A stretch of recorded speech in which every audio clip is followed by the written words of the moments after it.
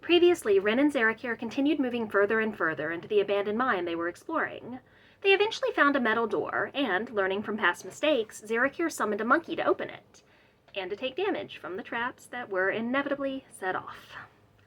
They made their way down a set of stairs before coming across another trapped door, and the monkey was put to use yet again. That said, Zarakir ended up having to break both doors in order to get through them. That may be important. Ren and Zarakir continued further down, eventually reaching a hole in the wall of a man-made room that led into a more cave-like area.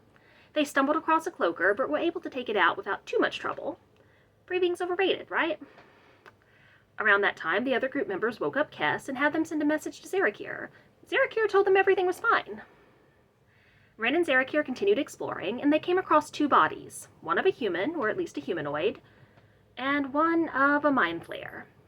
Being from Limbo, Zarakir had concerns.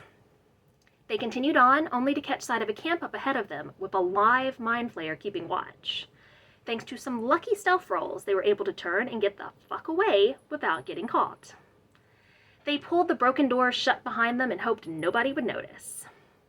Eventually, they got back to Indra's home and filled the others in on what they'd found. Kess asked Isaac about legend lore, which he'd previously suggested Kess try using to get information on Saad's illness. They decided to give it a shot and focused on the history of the mine. The gamble turned out to be a good one. Kess discovered that the mine was started by the elves who originally settled on the islands, and the mind flayers had been there before them. The elves had stumbled across a colony of mind flayers and been destroyed by them. When the islands were rediscovered years later, the mind flayers were still there, but greatly reduced and starving. A deal was struck between the mind flayers and those in charge of the newly formed cities on the islands, and the inhabitants of the islands were free to mine, as long as the mind flayers were fed.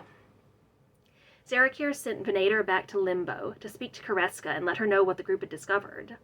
She sent a message back asking Zarakir to hold fast for no more than 3 days. She was going to reach out to the Gift Sarai about the mind flayer threat. And that is where we left off.